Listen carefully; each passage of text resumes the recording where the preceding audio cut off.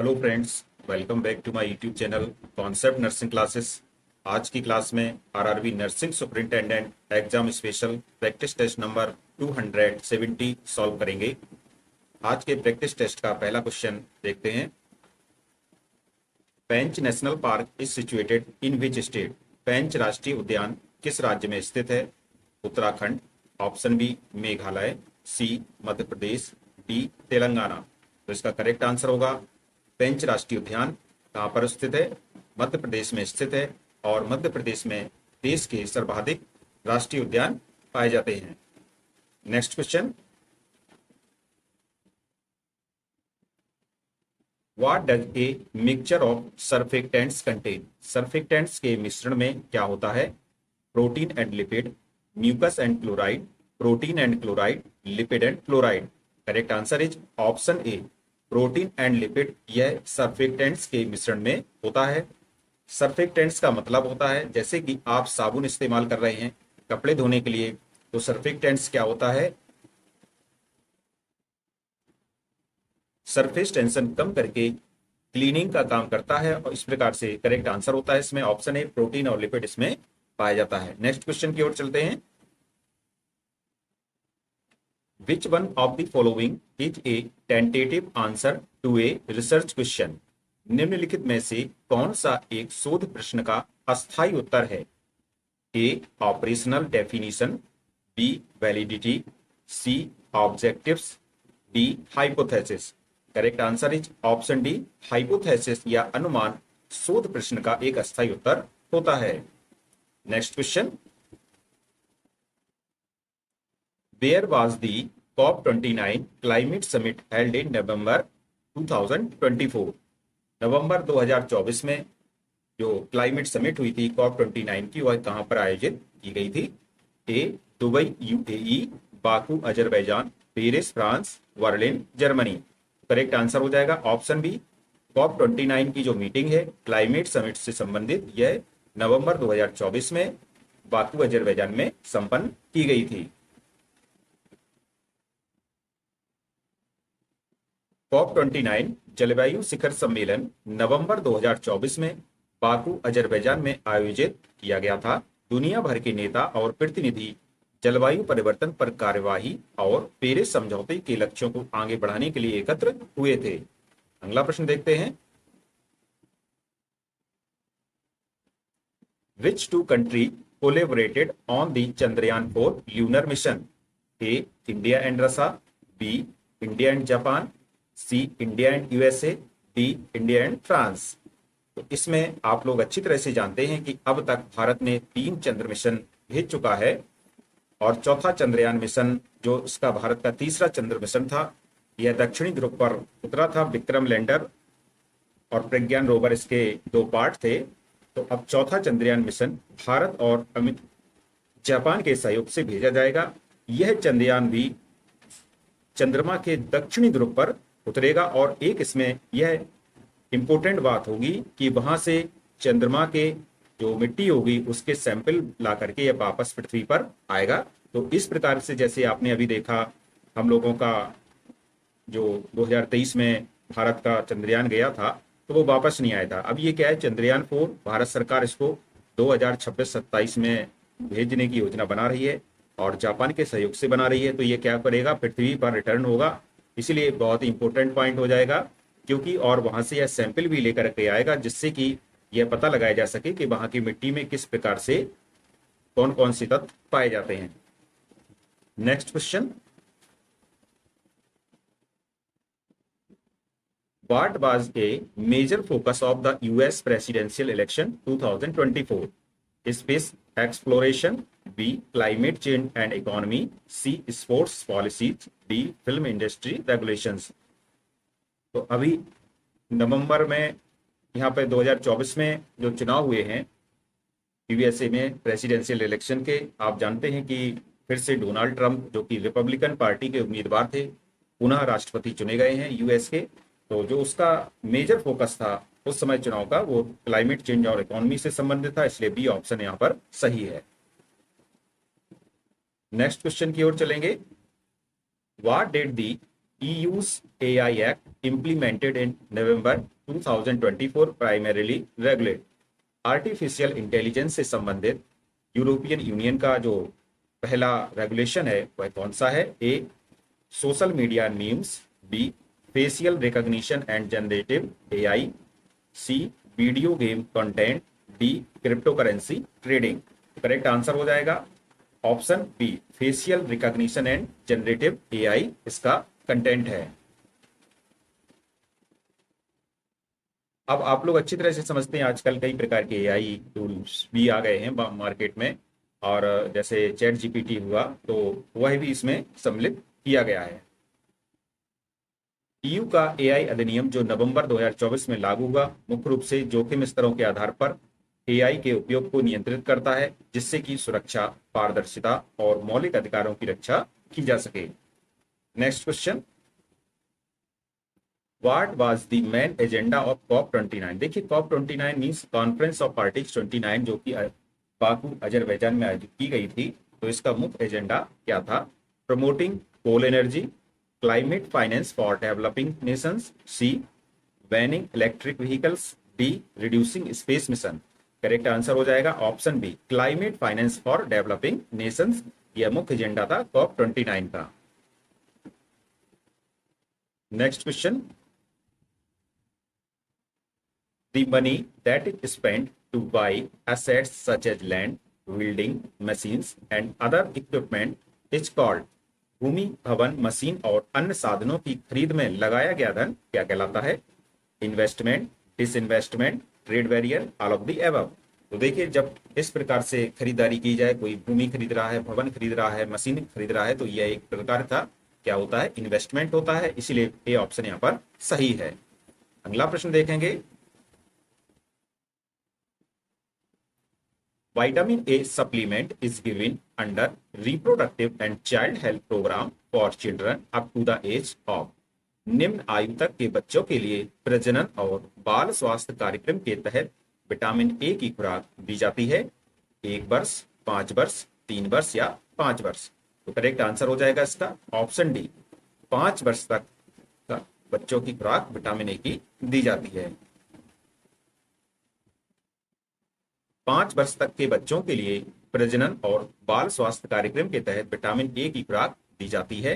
Under the reproductive and child health RCH program, vitamin A supplements are provided to children up to the age of 5 years to prevent vitamin A deficiency, which can lead to night blindness and other health issues। इसमें 5 वर्ष तक के बच्चों को RCH जिसको कि reproductive and child health program भी कहते हैं, उसके तहत विटामिन ए की खुराक दी जाती है जिससे कि उन्हें बीमारियों से बचाया जा सके, क्योंकि विटामिन ए का काम होता है शरीर को इम्यूनिटी भी प्रदान करना। विटामिन ए का एक काम होता है।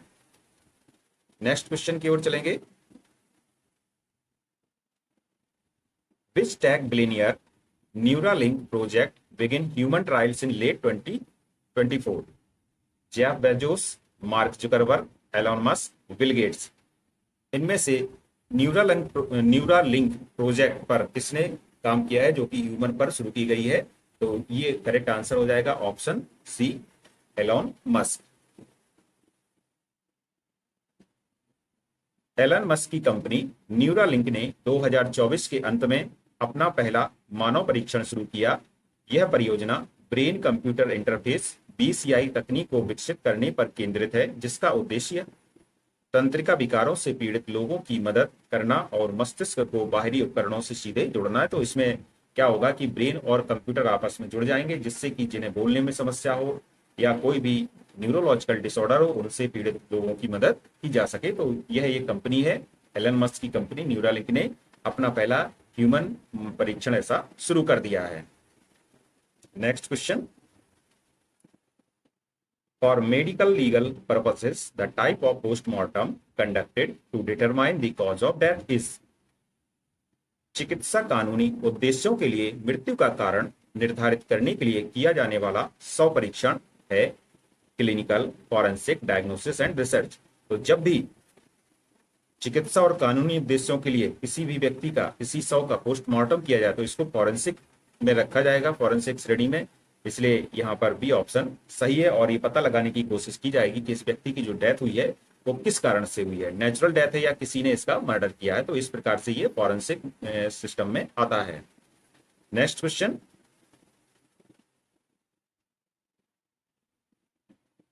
an epidemic usually affecting a large proportion of the population occurring over a wide geographic area such as a continent or world is called।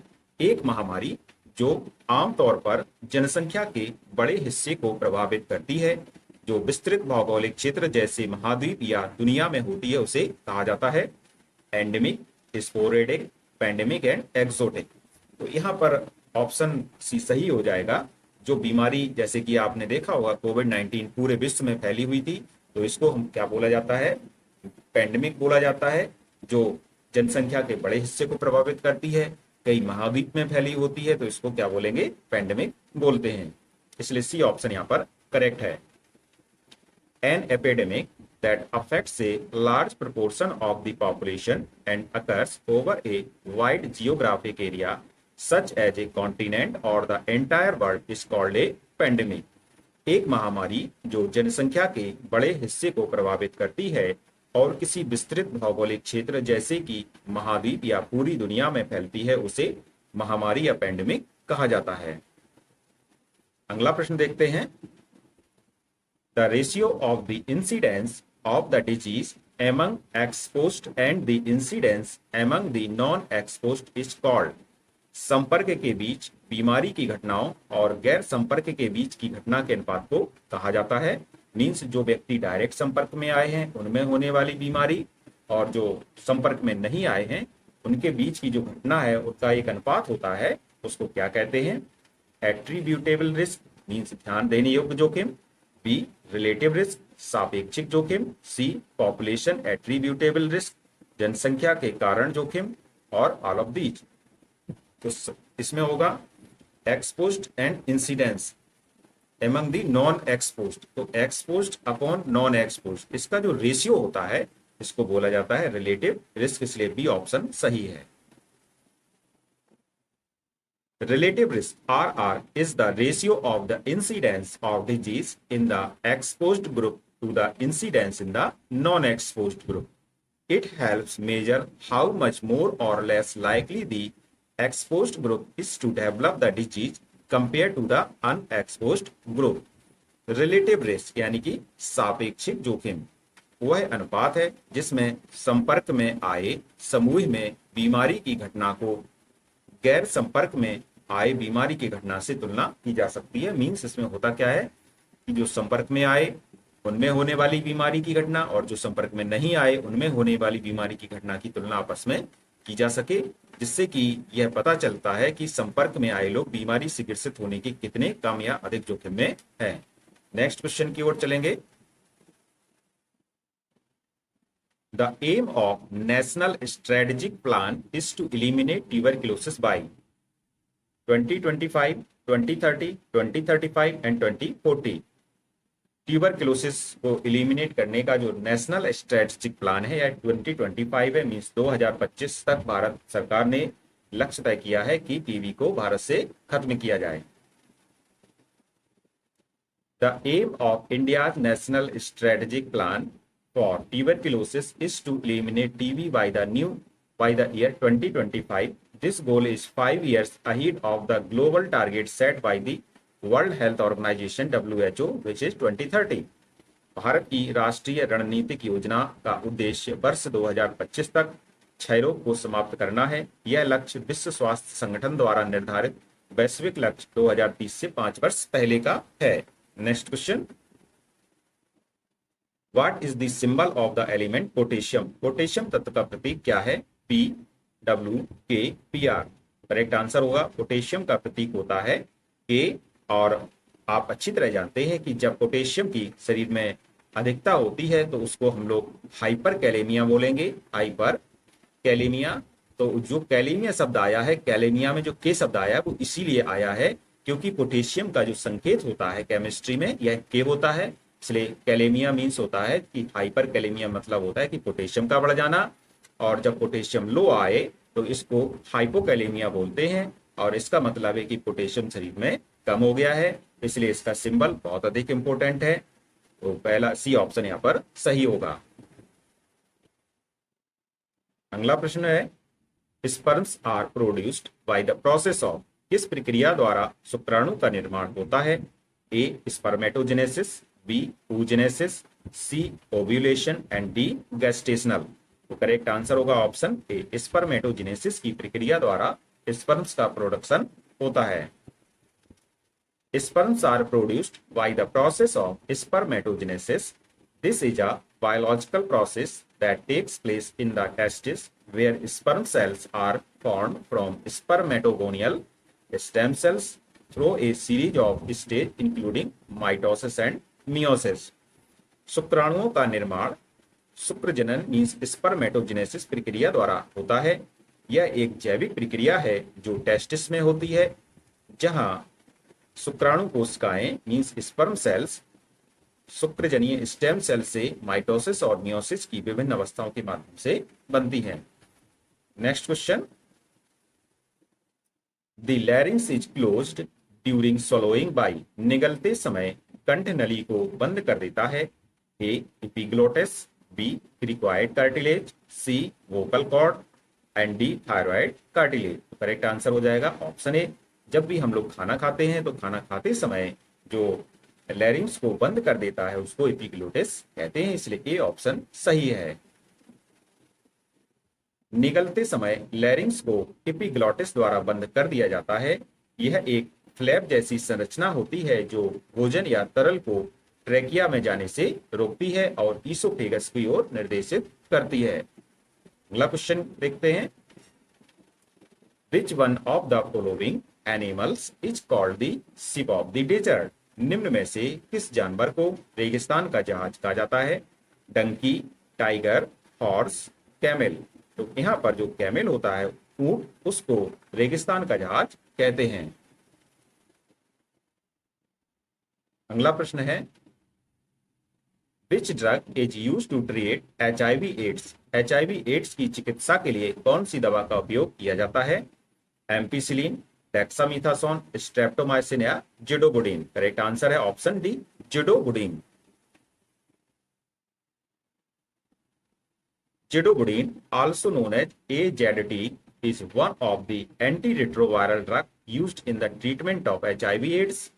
It works by inhibiting the replication of the virus in the body, helping to reduce the viral load and slow down the progression of the disease. जिडोबुडिन, जिसे AZT भी कहा जाता है, HIV AIDS की treatment में प्रयोग की जाने वाली एंटी रिट्रोवायरल दवाओं में से एक है। यह शरीर में वायरस की प्रतिकृति बनने की प्रक्रिया को रोकती है, जिससे वायरल लोड कम होता है और रोग की प्रगति धीमी हो जाती है। अगला प्रश्न देखते हैं, who discovered the antibiotic penicillin? Antibiotic penicillin की खोज किसने की थी? Alexander Fleming, Edward Jenner, Waksman, none of these. Correct answer हो जाएगा ऑप्शन ए, अलेक्जेंडर फ्लेमिंग ने एंटीबायोटिक पेनिसिलिन की खोज की थी। Alexander Fleming discovered the antibiotic penicillin in 1928. He noticed that a mold called Penicillium notatum killed bacteria around it, leading to the development of the first true antibiotic, which revolutionized medicine. Alexander Fleming ने antibiotic penicillin की खोज 1928 में की थी। उन्होंने देखा कि Penicillium notatum जो मोल्ड होती है, मीन्स एक कवक होती है, फफूंदी होती है, अपने आसपास की बैक्टीरिया को मार देती है, जिससे पहली प्रभावशाली एंटीबायोटिक दवा का विकास हुआ, जिसने चिकित्सा number of girls to boys in a school of 4500 student is 49 by 51. How many more girls should be admitted to make the ratio 1:1? देखिए इसमें क्या है कि एक स्कूल में 4500 स्टूडेंट हैं और जो इस समय लड़के और लड़कियों का अनुपात है यह आ रहा है 49 and 51, गर्ल्स एंड बॉयज का रेशियो।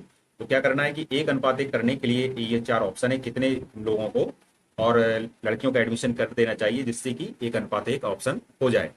तो इसमें देखते हैं क्या, जैसे कि यहाँ पे लगाया गया है टोटल स्टूडेंट है 4500, तो 4500 टोटल स्टूडेंट हैं, तो इसमें जब जोड़ेंगे तो 49x जैसे कि 4500 बराबर हो जाएगा 49x प्लस 51x, तो इनको जब ऐड किया तो 100x आया। ठीक है, अब इस 100 से ये कैंसिल हो जाएंगे तो x इक्वल टू क्या आएगा, 45 आया। जब x इक्वल टू 45 आया तो हम लोगों को पर्टिकुलरली लड़कियों की संख्या और लड़कों की संख्या पता चल गई है। तो लड़कियों की संख्या कैसे, 49x था तो x की जगह पे क्या रखा, 45 रख दिया, तो 2205 ये लड़कियां हो गई और लड़के हो गए 2295। इस प्रकार से हम देखते हैं कि यहाँ पे जो लड़के हैं वो कितने, 90 अधिक हैं। तो यानी कि हम लोगों को क्या करना होगा, 90 लड़कियों का और एडमिशन करना होगा। तो ये क्या हो जाएगा, रेशियो बराबर हो जाएगा 2295 2295। तो इस प्रकार से हमारा बी ऑप्शन यहाँ पर सही है। Next question, osmotic pressure and acid base balance of body fluids are maintained by, शरीर के तरल पदार्थों के परासरणी दबाव और अम्ल क्षार संतुलन को किसके द्वारा कायम रखा जाता है, सोडियम, मैग्नीशियम, क्लोरीन या जिंक। तो जो की इसमें एलिमेंट होता है हमारे शरीर का, यह होता है सोडियम, इसलिए ए ऑप्शन यहाँ पर सही है। Sodium plays a key role in maintaining the osmotic pressure and acid-base balance of body fluids. It helps regulate fluid distribution, nerve impulses, and muscle function. Sodium शरीर के तरल पदार्थों के परासरणी दबाव और अम्ल क्षार संतुलन को बनाए रखने में मुख्य भूमिका निभाता है। यह तरल वितरण, तंत्रिका संकेत और मांसपेशियों के कार्य को नियंत्रित करने में भी सहायक है। Next question, which is the most suitable position for giving an enema, enema देने के लिए सबसे उपयुक्त स्थिति कौन सी है, A right lateral position, B lithotomy position, C prone position and D left lateral position. तो करेक्ट आंसर हो जाएगा ऑप्शन डी, जो लेफ्ट लेटरल पोजीशन है यह सबसे सुइटेबल पोजीशन होता है एनीमा देने के लिए। किस प्रकार से होती है लेफ्ट लेटरल पोजीशन, यहाँ पर हम लोग देख सकते हैं।